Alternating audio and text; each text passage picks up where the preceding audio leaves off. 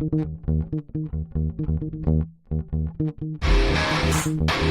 right. Welcome back. Misfit Nation. Misfit Nation. The Misfit Nation Show. We are a show founded by a veteran and hosted by two veterans and a military spouse. Our mission is to get people to tell their stories to the world. If you're an author, share your tips with the Misfit Nation. If you're a musician or an actor, our audience needs to know how they too can get into the business. Coaches, we love our coaches. Come on and share your tips with the Misfit Nation to help them become better versions of themselves. If you are a corporate leader or an entrepreneur, come on and show how you did it and how hard you have fought for success. If you are a veteran, first responder, or Gold Star family, we would love to have you come on and share your story with the Misfit Nation. We always have time for you. If you're feeling down, alone, or starting to see the darkness, stop. Think about those who are around you. You are not alone. You will be missed. If you feel like your problems will be a burden to those in your inner circle or feel embarrassed, dial 988. If you are a veteran, take option 1.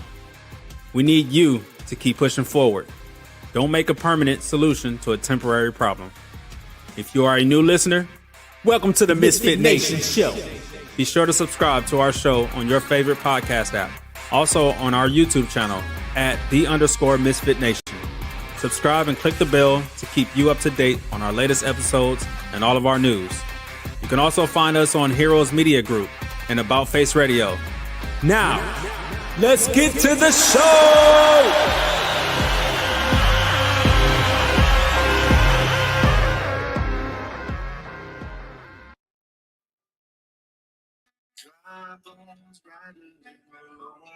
So slipped and fell into a deep black hole. I can tell you're lost. I'm here for you. Woo! Misfit Nation, it's the heart of October. And while the temps outside are dropping, the crew is heating up. We're halfway through the month, and the stores are getting colder and bolder. The guests are getting hotter, realer, and the energy is hot. You have what time it is. Time to crank up the volume. Crank a cold one. Ride that Misfit wave. So let's light it up for the unstoppable duo, the masters of mayhem, the money man on the mic, Steven and Jake, the ToosDay Crue. Good evening, ladies and gentlemen. Good evening, good evening, good evening. How are you, sir? I am good. I am good. Hey, I want to take just a minute. First of all, thank everybody to be here. And tomorrow marks a monumental day. Myself and Mrs. Holland are going to be celebrating 19 years. Fantastic. 19 years. 19 years. And I know that makes me a rookie with you and Rich, but hey, it is what it is. It works. Hey, I had a couple practice ones in there. Yeah. How was your day off? You've lasted this one 19, so this is fantastic. Yes. My day off was good. I did the usual BS, shopping, laundry, stuff like that. Cool deal. I went and last week, Mrs. Holland purchased me a work bed for my pickup truck, and I had it loaded on my trailer. So I took it over and unloaded it and got it onto a car lift. So now all I got to do is rip my old bed off, back under it, weld this thing on. Sure. So we're good with that. So, well, Rich usually starts the show off with End of Watch for Police. And, that's like, it's horrible in my mind. It's all we talk about is the deaths and stuff like that. I found an article the other day, and I'm going to find one every week now. I have an officer, Jonathan Verity, from Suffolk County, New York. It was a stormy day on the highway. A car pulled over. It was a young couple having a baby. Couldn't wait for the medics to get there. He was fresh out of the academy. He delivered this child and brought a life into the world. It's something nobody talks about all the time. It's, oh, they did this wrong, they did that wrong. This officer, fresh out of the academy, delivered a baby on the ring highway, brought life into the world. I Dang. want to bring him out, Jonathan Verity, from Suffolk County, and say congratulations, instead of just talking about negatives. Yeah, One, you gonna get me every choked up. Tuesday, You gonna every get me Tuesday, I'm choked going up. to find something. You're gonna get me choked up before we even get started. That's amazing. Yeah. Stormy, this stuff books is written about. Stormy rainy night, woman in labor, officer Side of the road. up, says, hey, y'all, we're gonna have to do this here, and he does it. That is amazing. My hat's off to you, officer. Amen. That's how we can go both sides of this coin every week if I have to, and I'm going to find one every week. I kind of like that. We're starting to show off on a happy note. Yeah. On another happy note, we have a great guest this evening. He is coming from us from Arkansas. His name is David Parks. He is a veteran.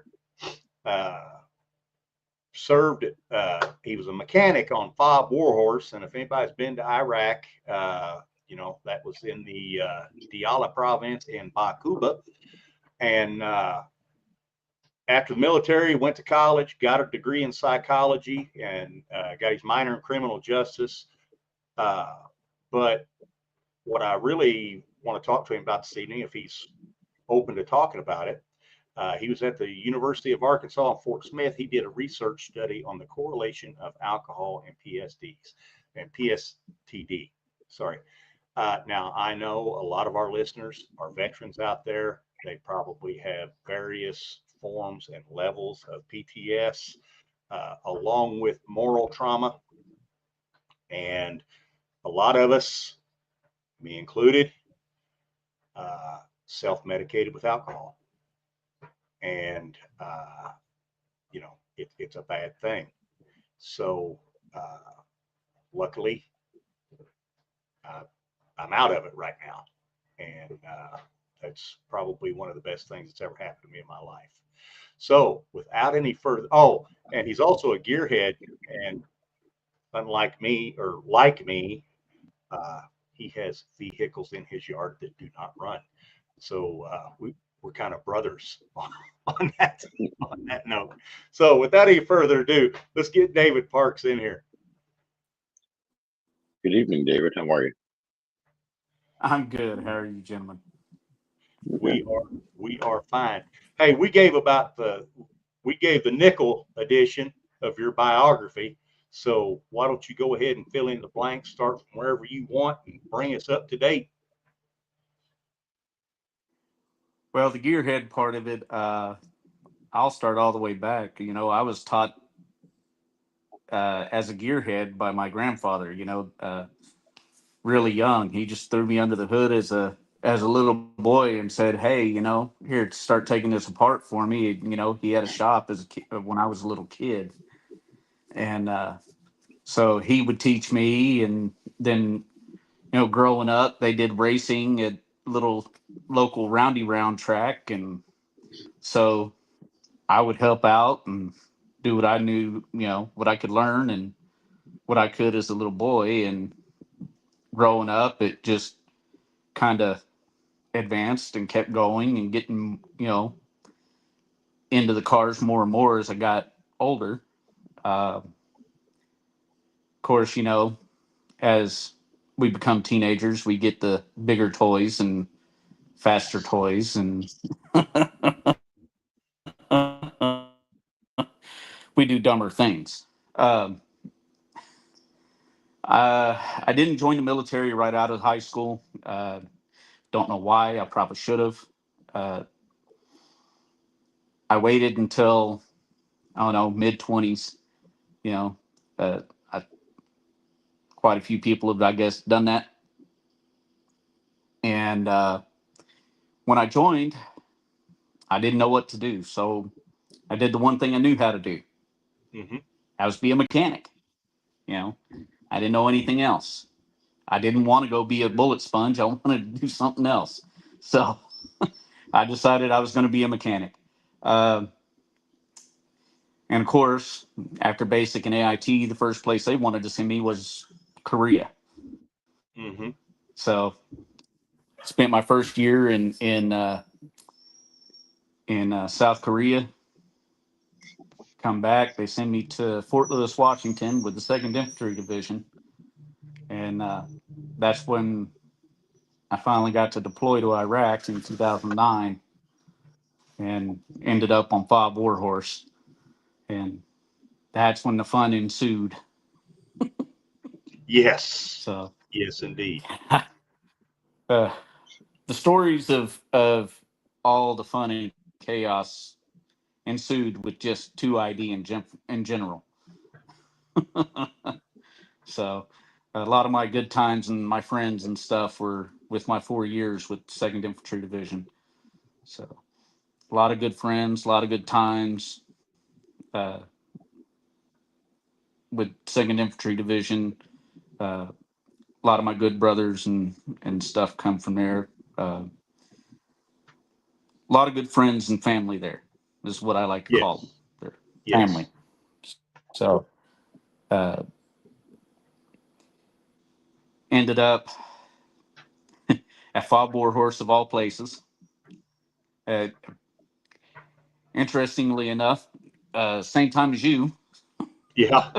as we discussed a little bit, um, and that was kind of interesting. I didn't even notice that. Didn't and uh, had a lot of fun stories there. Uh, while I deployed in Iraq, I ended up breaking my hand, and somebody kept dropping the ball. I ended up not getting evac'd out to Balad to get it looked at right away. And so, month and a half after I broke it, they finally got me to Balad to have it set.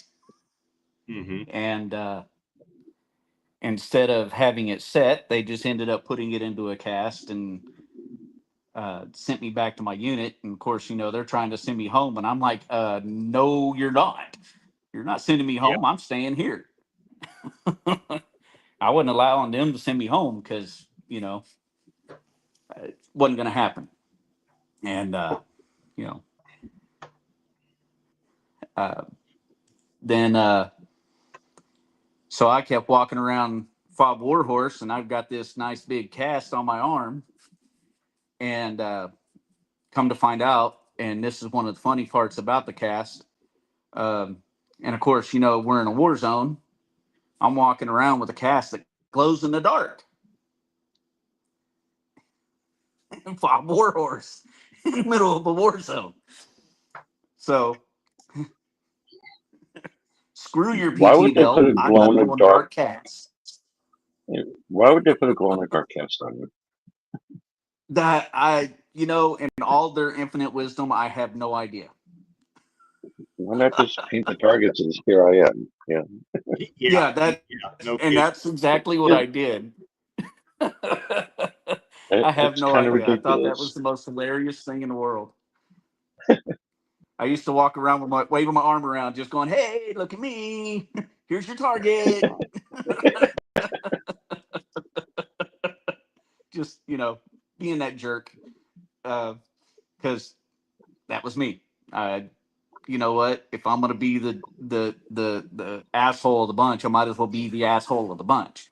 Might as Yeah. well Uh, take that thing and run with it. and I really was. I was I was the goofball. As anybody knows, with a bunch of mechanics, when you're in a maintenance unit, you have what we call the Ooh Shiny crew. Mm-hmm. And the Ooh Shiny crew is generally your guys that are a bunch of ADHDers that are just stuck together and are hard to maintain. Well, that was my crew, and I was the leader of them. So, um, and I wasn't the worst of them.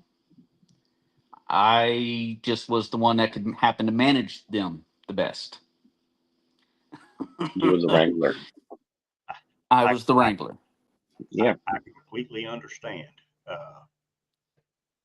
Yeah. my my I had platoon one that pretty much needed the a same way. yeah, I had one that you just about needed a GPS tracker on him.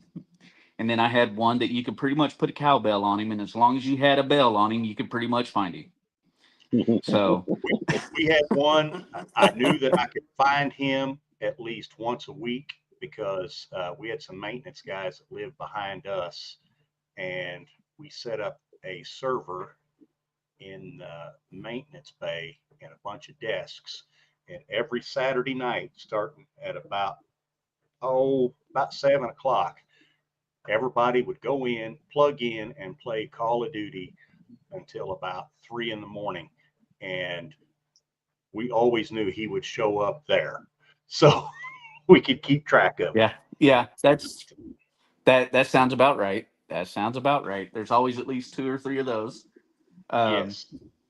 And well, and the funny part about going to Iraq was when I actually deployed, uh, they actually sent me over on the plane into country with a M4 that was busted. And I tried to tell them right away. I'm like, hey, something's wrong with this thing. I'm like, hey, look. And they're like, oh, no, it's fine. It's supposed to do that. And I'm sitting there going, no, the barrel doesn't move 1/8 of an inch either direction here. It was Yeah. more like a 16th of an inch, you know? And they're like, oh, no, it's fine. It's fine. You know, of course, you know, they have us go do the, you know, shoot a range to make sure we can target and all that stuff. And I'm like, dude, no, this isn't right. Something's wrong. And, you know, and I know that I'm, you know, aiming the exact same spot. And of course, you know, all my rounds are like here. And I'm Yeah. like, no, something's wrong. Well, eventually I find my buddy Mongo, who anybody named Mongo in the military is always this big old giant 6 foot, almost 7 foot tall guy. That's big, giant redheaded dude. And that was our Mongo. And he worked in our armament section. And I walked over to him. I said, dude, I keep telling them this M4 is busted, dude, and they won't listen. He takes my M4, he grabs the barrel, and he just turns it just ever so slightly. He goes, yeah, don't do this again because this thing's going to blow up in your face. Yes. So he immediately takes me with my M4, and he's only a specialist. Walks up to the first sergeant and goes, he doesn't need to fire this again. This thing is busted. I'm like, nice. So I'm walking into country with an M4 that is pretty much useless. And my buddy Mongo, he's got a saw. I said, dude, Mongo, if we have a problem, I'm standing beside you because you're going to spray and pray, and I'm just going to try to put rounds down range. Exactly. Hey, we got a couple questions popped in. First one's from Judio Quadra 49. They want to know, what was the toughest challenge you faced during your deployment into Iraq? Thank you, Judio Quadra 49. You know, the toughest challenge for me, more or less, was the isolation from family. Really didn't have a whole lot of communication time. Well, That back was then it was a most lot of it for different me. than how it is now with everybody walking up Yeah, smartphones. yeah. You had to wait for time back then to get on a computer or something. So yeah, I can understand that. Oh yeah, definitely, because it definitely isn't like now where, you know, you can definitely jump on and it's easy. You know, you could probably get, you know, 30 or 40 soldiers together to get a bunch of Haji net and maybe get enough to get a little bit of internet if you're lucky. Yeah. If you're lucky. And even then, it's not guaranteed that you're going to get enough internet to be able to talk to anybody. It's just Yeah. And I found out there at Warhorse, it wasn't real good. And no. now It was my tour, hideous. my tour that I did in Baghdad had real good internet. And then when I was at Taji, there was two of us went together and got some really good internet. And so, yeah, that was fine. Yeah. We could communicate. But once we moved to Warhorse, that was off. Oh, yeah. And it was ridiculously expensive. Yes, it was. Yes, it was. They saw us coming a mile away. So, yeah, that Warhorse was something else. It was its own little world out there on middle of nowhere. So, got another question that popped in there asking about your weapon.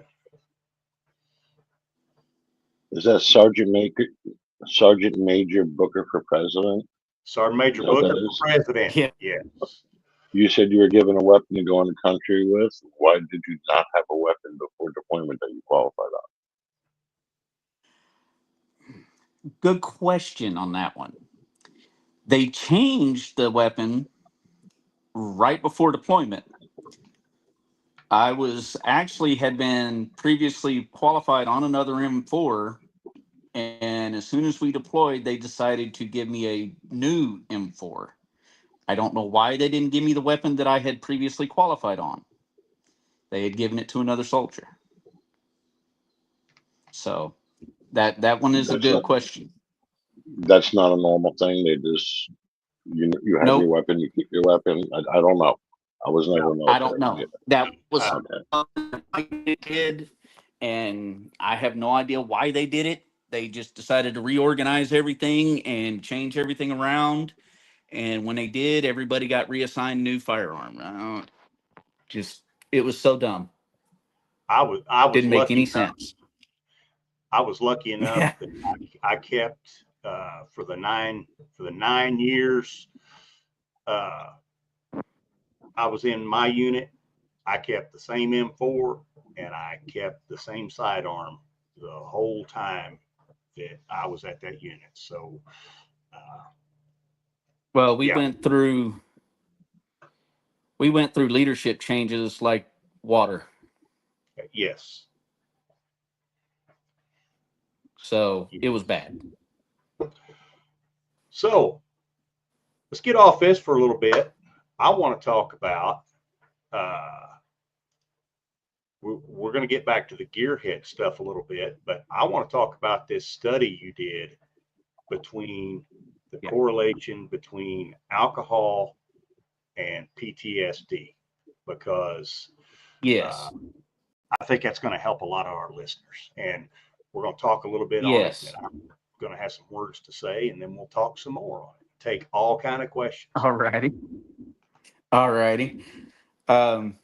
So while in college, I as my final study for my last few semesters, I did a correlation study with me and a partner, and we did a survey study where we reached out to multiple veterans, and we did this through internet. We reached out to multiple veterans out within the community, through Facebook, it was just reached out, and what we did is we sent them out a questionnaire. It was completely anonymous. There were no names, no numbers, no nothing. It was just completely anonymous. Mm-hmm. So there was no way that anybody could have been identified. And so we would ask them a series of questions, and the questions would kind of lead to some results as to this test, as to what we were trying to see if we could come up with a correlation. And what we were trying to find out is if there was a correlation between the use of alcohol and the symptoms of PTSD, namely the specific result of PTSD in aggression. Okay. And that was the primary specific symptom that we were looking for, because we had to narrow it down to a specific symptom. We couldn't just go for overall PTSD because of the fact that if we did, that's too many symptoms to test for Yes. in a single result study. So, and due to our questioning, we also found out that there is a secondary correlation in there, which was kind of interesting. Now, we did find that, yes, there's a correlation between alcohol use, or as some people will call it, abuse, but alcohol use and consumption and aggression of PTSD and those two symptoms. So the more that somebody will drink, it is more likely that they are going to be aggressive in their PTSD symptoms. Okay. Okay. So just let me lay the groundwork here. So if I'm self-medicating Yes. to sleep, to stop the nightmares, to do this, do that, Yes. and I drink this, and I drink alcohol, it's going to heighten. But because I know with PTS, you're going to, a lot of times people, even when they're sober, they lash out at things. Yes. Yes, they do. I know that all too well. Oh, yeah. And basically, drinking would intensify that. Is that what you found? Yes. Okay. That is what we found. Okay. That is what we found. All right. Whoa. And the producer just kind of crossed my eyes there. Thanks, Rich. I saw that. Yeah, not for nothing. I talk to people all the time about stuff like this, but some people, it's weird. Say I could drink vodka all day and I'm fine and I'm the nicest person. Mhm. Once I go to the brown liquor, I become violent.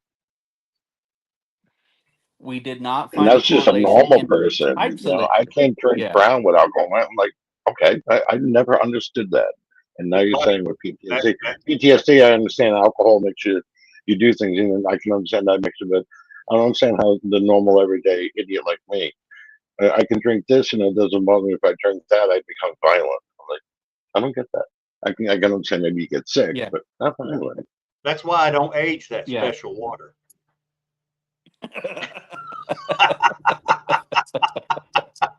Right. Yeah. That's about right. So now the secondary correlation that we did find in there, which was rather interesting, was the less likely that a soldier or a veteran was to seek mental assistance through the VA, the more likely they were to show symptoms Okay. and the symptoms were to be heightened as well. Okay. Now, of course, you said that you did this on totally anonymous blind study. Now, did you ever have Yes. anybody come in for in-person interviews, or have? Never. Okay. No. Okay. And Not a let me single tell one. you, from personal experience, what I remember and what Mrs. Holland has shared with me, there was a tipping point in there, and I'm not saying you are being threatened, but maybe you feel a little threatened for some reason or Yeah. whatever. I had a tipping point in there where I would become extremely violent. Yeah. And yeah, Yes. I can tell you, yeah, your research is true. There is a correlation there. But, thank God that's over. Because Yeah. And I can attest to it myself. Now the funny part is mine came after the study. And it's really interesting that it did, because it took me a little bit to realize that I was becoming a member of my own study after I did the study. and you was probably like doing the study. It's like, oh, okay, yeah, I know what I'm doing. This is not going to affect me. Yeah. And then when it happened to me, I'm like, wait a minute, I'm becoming my study. I'm Yes. becoming exactly what my study was. So, yeah. My life had just turned completely upside down and everything went completely haywire. And then all of a sudden, it was me. Now, let me ask a question. I don't want to really sound like a dick or anything, but was it there the whole time and you just noticed it after the study? No, because the whole time, like during a study, most of the time I would probably maybe drink a couple fingers of a whiskey and smoke a cigar. That would be the most I would ever drink. When it got bad, I would go to the bar. I would probably spend $70-$80 at the bar, between beer and whiskey in the night. And I would do this 3-4 times a week. So, no, there's a big difference. Okay. It was just a question. It was in my head. I had to ask it. Otherwise, my head would have been out. Right. Oh, I understand. And then I had whiskey It's at there. home It's too. challenging. So, yeah, and I had whiskey at home too. So, My wife and I had this discussion. We have a cabinet in the kitchen, and it's full of alcohol that we hardly ever touch. He's like, it takes up 80% of the shelf, and they just sit there. I've got a There's times bottle where that a friend of I will ours, pour a drink and I'll be happy, and then it just lays there. I've got a bottle sitting here that a friend of mine, my fiance, brought over, and I haven't touched it yet. It's been sitting over here for over a month and a half. Mm-hmm. I had one sitting on the shelf here behind me that hadn't been opened yet, and it'd been sitting there for a couple years, and I packaged it up, sent it to my nephew for a housewarming gift. So, but had a real good friend of mine one day quit drinking, and I said, brother, I'll quit with you. And it's almost 11 months now. Yes, it has been a while. Got another question that came in, and then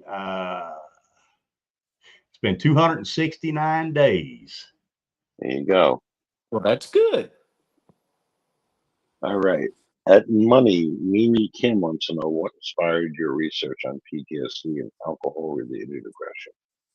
Thank you, Money Kim. What inspired it was seeing a lot of my brothers going through a lot of issues with their PTSD, them drinking themselves silly, and just withering away. I've lost more of my brothers since getting back from Iraq than I have in Iraq. Yes. I can I can probably truthfully say that as well. Yeah. And over here, we can actually do something to affect change. And, you know, yeah, you can save lives over there, but if you can save them, you can save them here before they do something stupid and think that they got to solve their problems. And that's going to take us in. We're going to take a little pause here. That's going to take us into my little public service announcement that I do every week. Misfit Nation, you know we love you. And if you're out there tonight, you're feeling down, pick up that telephone, dial 988. If you're a veteran, take option 1. They will talk to you. They will get you the help that you need. I did not know anyone personally that has done this, but now I do. And they got them the help that they need. And I still have them in my life. And for that, I am thankful. If you don't want to call them and you just want to talk to somebody, you know, you can call a friend. But if you don't have a friend that you want to talk to, afraid you might be judged or something, get on your email, type in jake@themisfitnation.com, steven@themisfitnation.com, or info@themisfitnation.com. Leave your phone number. We'll call you back. No judgment, nothing but an ear. That's something that I got plenty of. It is time, and I definitely have time to listen to you. And remember, tomorrow is too beautiful of a day for you not to be in it. So we want to have you here because we love you. And, you know, keep trucking on and get help if you need it. Thank you. All right. And that I have yet to have anybody email and send a phone number, but and I'm kind of, you know, if they're good and they don't have to do that, that's good. I tell you what, if they do, we are here for them. Now we got the first. And I've told all of my brothers. I've told all my brothers and sisters that I've ever deployed with, been with in any of my units. Look, if you need if you need an ear, I'm here. You know, always, anytime. And we have our first car question. Oh, Love a good cock wants to know, how did working on cars become part of your healing process? Thank you for that question. Love a good cock. So, all right, kids. Cars have always, cars have been part of my life, literally my whole life. Now, they've been part of my healing because they keep me centered. Mm-hmm. So, being able to do some wrenching, help some of my friends with some of their issues with their cars. You know, I'm part of the car culture this area. I am, believe it or not, I am part of the car culture across the United States because I have friends all across the U.S. that are part of some of these car clubs that I hang out with every year. You know, I have friends that I may see once or twice a year because of the car clubs I go to or the car shows that I go to. You know, so, you know, what kind of cars do you like playing with? Well, I have a thing for different things. I have my hot rods. I have my, currently I have a mini truck. I have a Chevy S10 that is on air ride suspension and kind of wrap rodded out. I just gave up my 86 IROC Z that I just, that I had. I let it go to somebody else that would love it a little bit more than me because it sat around a little more than it got driven. Here in New Jersey, we call that the Me Too car. Oh, you got an IROC? Yeah, me too. Yeah. Well, I I had it. It was set up more like a race car than it was a street car, Mhm. and it spent more time sitting because I kept breaking things than, and I spent more time trying to fix it. So it was time to let somebody else go love it more than me. So I decided to get something else. So I have uh, me and my fiance have a 64 64 Triumph Herald that we're getting in the process of rebuilding, and we're going to be doing a lot of custom work on that. I do a lot of custom fabrication and stuff like that with cars, And kind so of you don't resto just mod do engines, type you do stuff. body work and everything too. I don't necessarily do the finishing body work. Oh, okay. I get it roughed in, and then I send it to a buddy of mine, and he does all the finalization and Hey, paint and body great. work. So Mhm. so uh, I also have another truck. I have another S10 that's up at the top of my property that's sitting up there waiting for me to go tear it all completely apart for me to build a whole frame for it and suspension and all that stuff. And I got a big giant motor sitting in the shed waiting to go on the chassis and just build a completely off the wall custom ride for it. I had a friend So of mine. I had a friend of mine that had an S10 that he used for a drag truck, yeah. and we pulled it in the garage, pulled everything down off of it, and he put $10,000 into that engine, transmission, and rear end on it to gain 0.3 seconds. And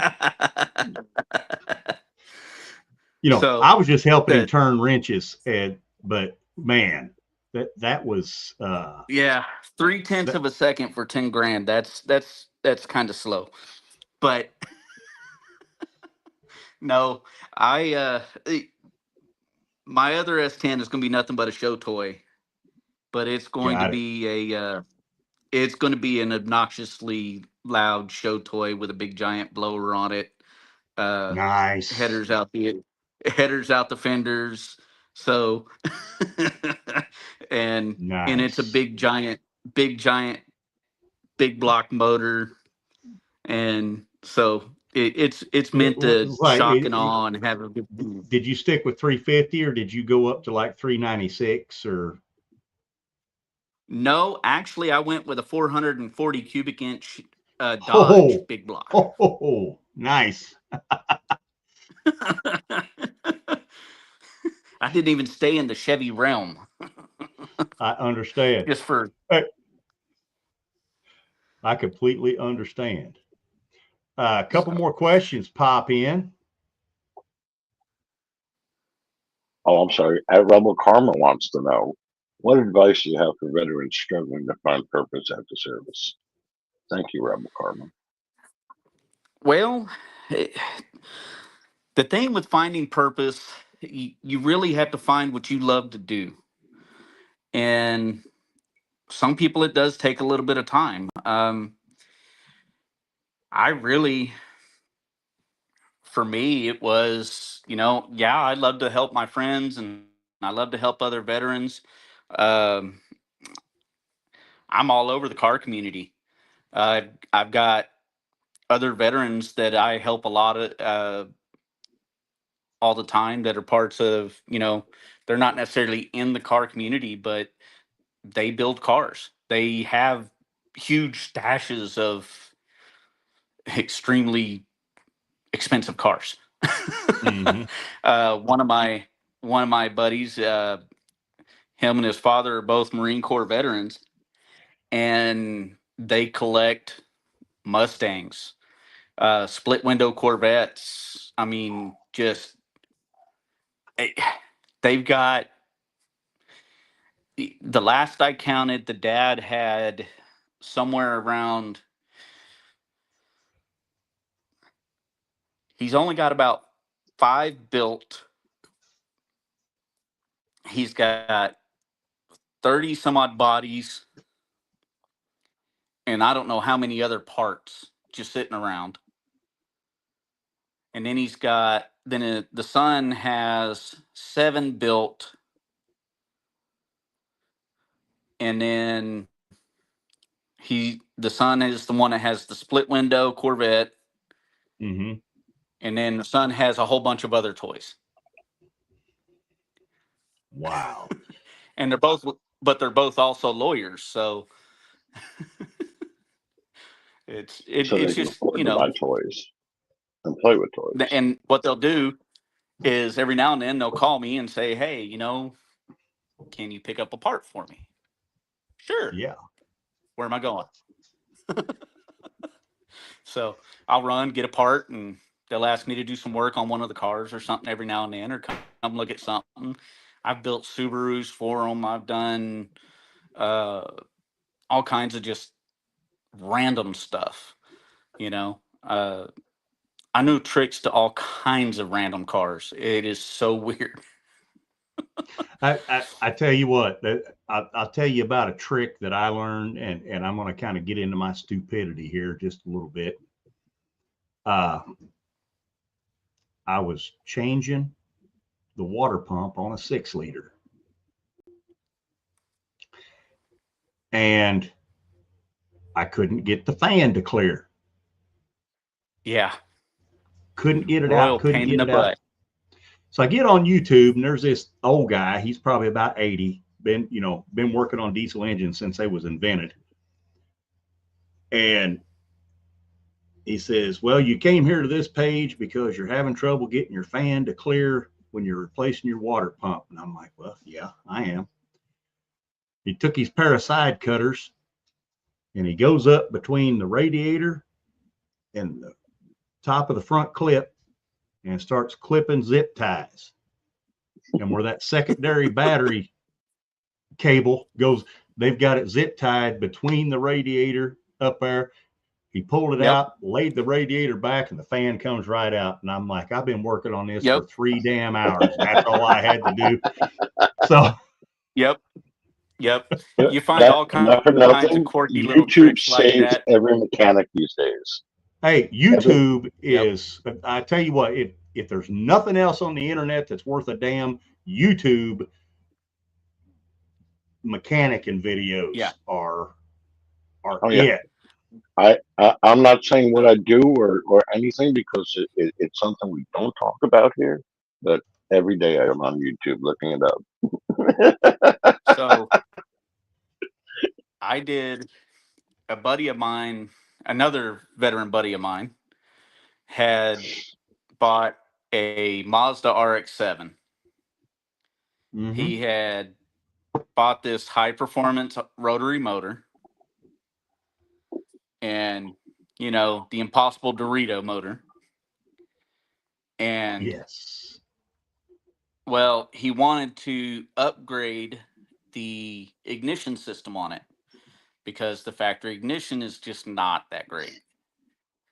So to do so, most people switch to LS smart coils, mm-hmm. GM smart coils. Well, to do so, you have to isolate signal. Well, the problem is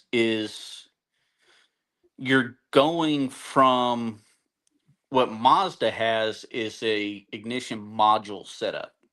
Yeah. It has a box that controls the entire signal system. Well, you have to take that box out. Well, in doing so, you have to figure out which of those wires is your signal that's now going to control those smart coils. Yes. And there was nowhere, YouTube, internet, nothing, to tell you where. Now, when I was doing this, I had a YouTube channel that I was running at the time, which has been defunct for a few years now. And I went ahead and posted a video of exactly how you put smart coils on a Mazda rotary motor because it was ridiculous. I can only imagine. Yeah, but now thanks to you, It took somebody else us- knows how to do it. Yeah, because it took us 3 days to do it. 3 days Yeah. to do the wiring on it. Now, And then I custom made wires and all that stuff for it. since you are a car guy, I am going to if you got a pen, write it down. If not, I will email it to you. Yeah. There is a guy in North Carolina, out in the middle of Mhm. nowhere, North Carolina, That and sounds about right. he runs an organization called Warriors in Motion. Okay. And what they do is they get together, they wrench on cars and build race cars and take them around tracks, and veterans get to race the cars they work on. Nice. And guy's name is Carl, and I got to meet him one night. Great guy. He's an amazing guy. But I think that would be, if you get in contact with Carl, and yeah, Rockingham is the home track. That's the one that they use. Okay. So if you ever want to do hot Okay. laps at Rockingham, you look up Carl and That would be Warriors in fun. Motion. That would be yeah, fun. it would be. Yes, it would be. I'm still trying to figure out how we can get work to send us down. We need to go to Fort Bragg for something and be free a weekend. They're going to be racing. But I've already told the fiance I need to make it down to Bradenton, Florida, to go see Cletus. and I have a guy up in Northern Washington too, old retired EOD guy that's got Okay. after action racing, and they do the same thing. And Okay. it's he retired out of Yakima, moved a little further north, and that's what he does. So Okay. Yeah, I still got friends out in Washington. all right. Yeah, one of my And buddies, when he got out, he stayed out there. yeah, there's a lot of them that do. I mean, it's pretty country out there. I'm a It's big not fan. bad. It's just wasn't for me. I'm a Southern Say boy. no more. Say no more. But hey, you get you get east of the mountains, it's pretty cool out there. Oh, I know it is. I've been there. Before I even joined the military, I ended up I worked telecom for a short period of time. This was when cricket was first setting up. And I ended up in Spokane. Yeah. Of course, I ended up in Spokane in February. But yeah, that's a little bit different than Spokane. That's the worst time of year. July. Yes, exactly. Spokane in February is when you don't want to be there. I completely understand. David, this hour has. Well, we have a follow-up question I want to throw out there real quick. Oh, okay. Go ahead. Right. Sergeant Major Booker for President wants to know, or is asking, this weapon thing has been bothering the hell out of me. What was your unit number and what year was it? It was Bravo really... Company 2906. And that was in 2009. Sergeant Major Booker for President. I hope that helps you there, buddy. Yeah. And then one more question, and then Jake can move on here. 30 Cigarettes MW25 wants to know, how can friends and family better support veterans dealing with PTSD? Thank you, 30 Cigarettes MW25. So, friends and family supporting it. I know that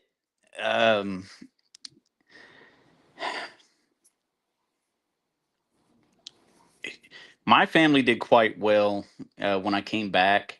I don't know what resources my now ex-wife got a hold of, but she actually did pretty good at first. Of course, things happened and everything went south, but that was back then. So, but I mean, she did okay. My fiance, she's amazing. I mean, she matches my crazy. It's perfect. So, We do really well together. Uh, you friends and family just need to understand that, you know, you can't change the veteran. Just because he got out doesn't mean that the military is going to leave him. His mindset is him. Mhm. What he was trained to do is going to stay. It doesn't just leave. That is part of his life. That is who he was. That's who he's going to be for the rest of his life. And that's something that the family and friends need to understand about a soldier. Just because he got out doesn't mean that that's going to leave him, because that will be him. And I think that's the hardest part. And I get told that I don't know how many times,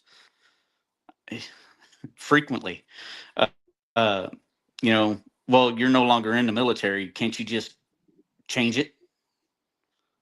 No, I can't. You can't just It's click your head and say, programmed. okay, it's not there. Yeah, it's not there. It's the way I see things now. It's just I can't change the programming. You know, military spent hundreds of thousands of dollars to program me this way. But Yes. you So can get help. I was on yes, another show the other day, and the host of that show, his wife had to turn around and tell him, if you don't go see somebody and talk about this, we're getting divorced. And yeah, it snapped in his head. He went and he got help, and he's doing better. yes, We've heard you this can always story go get help. that you need to get that smack in the head. You need to get that reality check saying, yes, there is something wrong. Let's do something about it. And you guys are Yes, stubborn and and don't do it. That's what the problem is. You need to Yeah, be because yes, smacked in the head. You need to be pushed. there's a lot of coping yes, tools out there that do not involve drugs and alcohol, and which exactly. that's a Exactly. For the me, mine is wrenching. It's always wrenching, yeah. you know. For another person, it could be going out to the range and shooting a gun at the range. And yes, I know it's dangerous, but that's what it could be for somebody. Um, Yes. it could be going out and riding a horse. It could be going and working with animals, in a farm. It could be anything like that, you Hmm. know. It Who knows? That person needs to find out what works best for them. Yeah, find something that calms you and just Exactly. And the get person I was talking about does podcasts. Podcasting Yeah. helps them. Talking to other Yeah. people, bringing other people in, introducing himself to other people is straightening Yeah. him out. That's one of the Yeah. things that's helpful. And that's yeah. and I can And say Stephen, it's helped me. It truly has. yeah, Right, talking but about it. you, like my brother, like the guy I'm talking about, all had it in your head that nothing was wrong, and somebody needs to tell you, hey, by the way, you're a little screwed up. You need to go, fix this. It's Well, not something Yeah. you did voluntarily. Even yeah, Mrs. Holland like does a me. good job of that. Right. I know I'm Um, screwed up. And I tell people, look, I'm Denial screwed. is a big thing. Yes. Yeah, it Yes, is. it It is. is. Yes, it is. It is. Well, So David, before we pop off of here, first of all, if somebody wants to contact you and ask you some questions about your study or about wrenching, wants to get into wrenching, how do they contact you? best way to get a hold of me would be through my email, and that would be shaggy9212@gmail.com. Shaggy9212@gmail.com. Yeah. Got it. Now, the tough question. Yep. We ask this of all of our guests. What are 3 things, non-negotiable, that David has to do every morning to make his day complete? To make my day complete, I must wake up next to my beautiful woman every morning. Love her before she leaves, because she leaves early in the morning. Okay. I get up. When I do get up, I have to take care of my animals. I love my animals more than anything in the world. They're, you know, they're something that I've always made sure that I've loved everything about. Uh, my dogs, my cats, all of them. I will go out, love on them, pet them, feed them, make sure they're taken care of first thing. Next thing I do is I pour me a nice big cup of coffee and sit and enjoy the morning. Okay. That is it. That is how I do it. All right. All right. Well, Misfit Nation, this has been David Parks. Thank you so much for hanging out with us. It has been great. And we know if you're struggling out there, hey, you need to get out there. You need to reach out. We love y'all. Good night, everybody. Thank you. Good night. Thank you.